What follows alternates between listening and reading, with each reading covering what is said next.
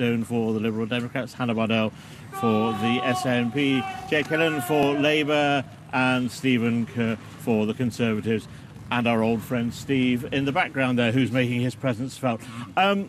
We will talk about Brexit in a moment, but I do want to start with a very serious topic, which is getting an awful lot of coverage here in London, and it is the knife crime and the 2 deaths that have been of 17-year-olds within the past week.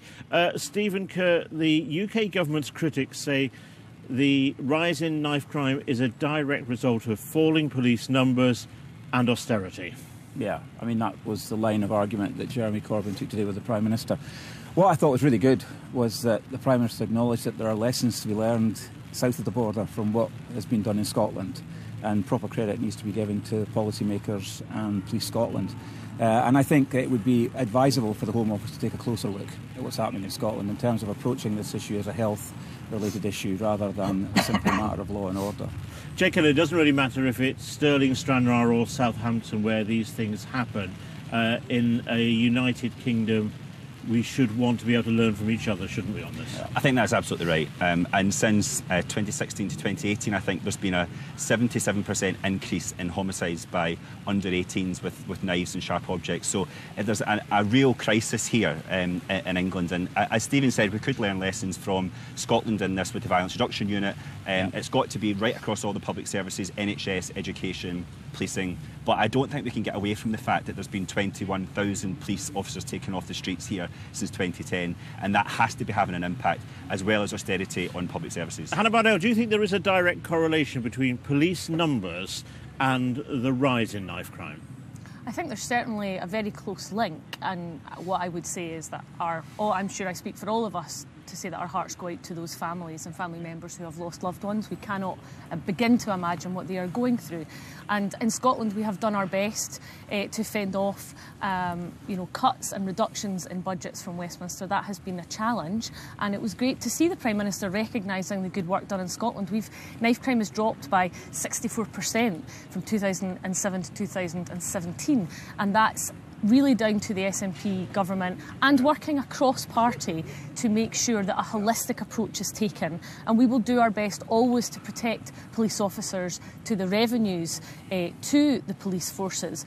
And we absolutely want to work with counterparts across the UK and beyond. But I hope Theresa May will take those lessons and will look very carefully at what's being done in Scotland. Indeed, Jamie Stone, the Prime Minister said she will hold a summit. Would you like her to see her including representatives from the devolved administrations, principally Scotland, because Scotland does seem to be ahead of the curve on this? Absolutely, I would. I think we can talk and we can work together on this one. And, it's quite true. We did do it cross-party in Holyrood. I was there at the time for the start of it. But it's the sheer ordinariness of the crime that's scared everyone. You can see a guy coming with a gun, you think it's trouble. That knife can be hidden in a pocket, and we've all got knives like that in our houses. It's scary. OK, unanimity on that. Probably there will be less when I use the B word and Brexit. Stephen Kerr, the Prime Minister has announced extra money for regions in England. She's now saying that she will safeguard workers' rights.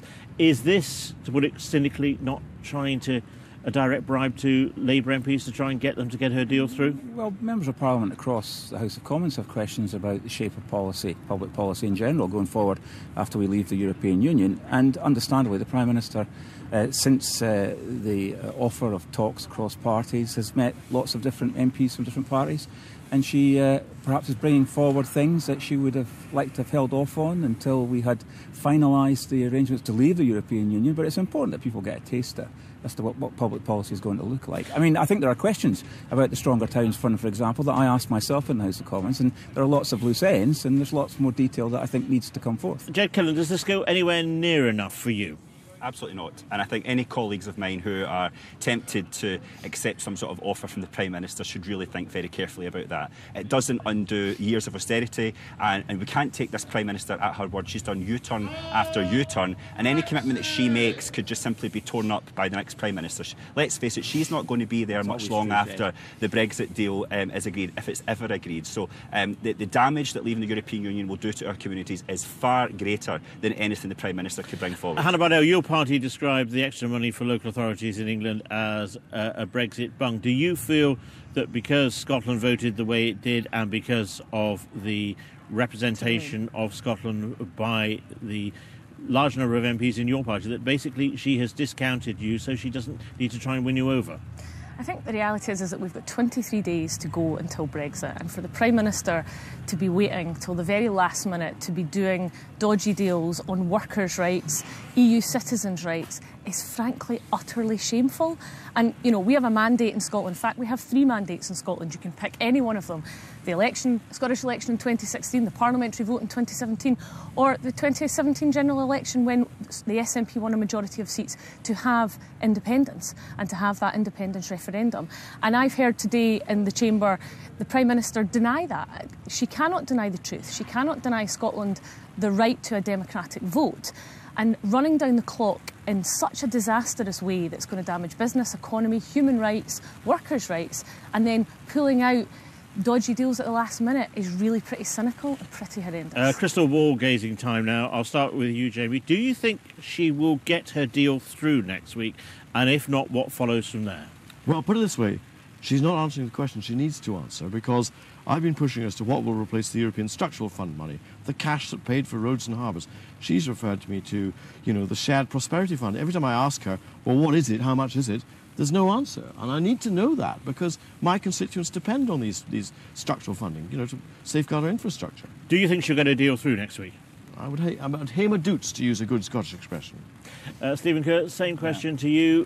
Do you think there is anything Theresa May can do, or indeed anything Geoffrey Cox can come up with, that will get her deal through next week? Well, you hit the nail on the head. Geoffrey Cox needs to come back from Brussels with something as a legal text that will win over my colleagues who didn't vote for the agreement the first time. I think there's every possibility that he will.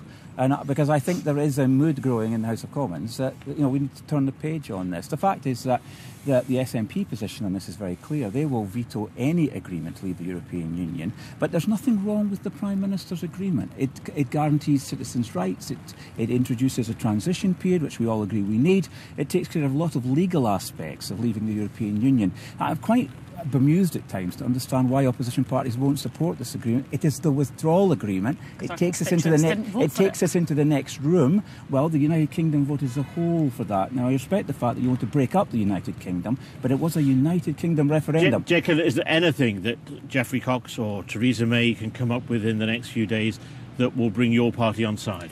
They could come up with the option of taking it back to the people in a public vote, which would bring my party back on side. But the reality is there are going to be no changes to the withdrawal agreement that we're going to satisfy the ERG or the DUP.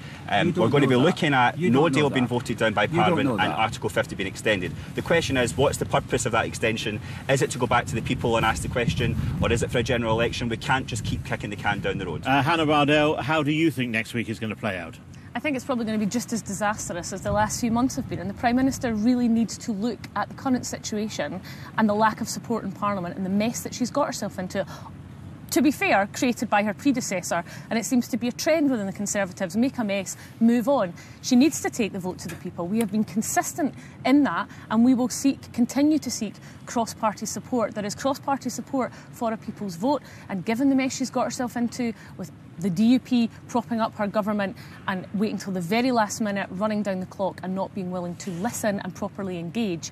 And sad, very sad to see that yesterday the Scottish Parliament and the Welsh Assembly debated a motion, agreed, consensually continue to be against Brexit and the damage that will do in every scenario, and then have the Conservatives claim it was a stunt. That was the democratic right of that Parliament and Assembly, and if they continue to claim that proper democratic process are stunts, they're only going to continue to do damage to their own James party. Stone, final word to you. When we're standing here in a week's time, hopefully in better weather, will she have got a withdrawal agreement through, and will you as MPs be about to vote to take no deal off the table?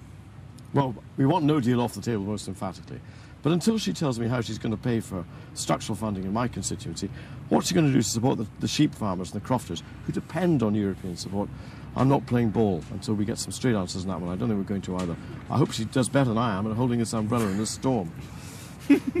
Jamie Stone, Hannah Bardell, Jake Killen and Stephen Kerr, thank you very much. Thank you with your perseverance with the weather and very good umbrella holding by the two of you there.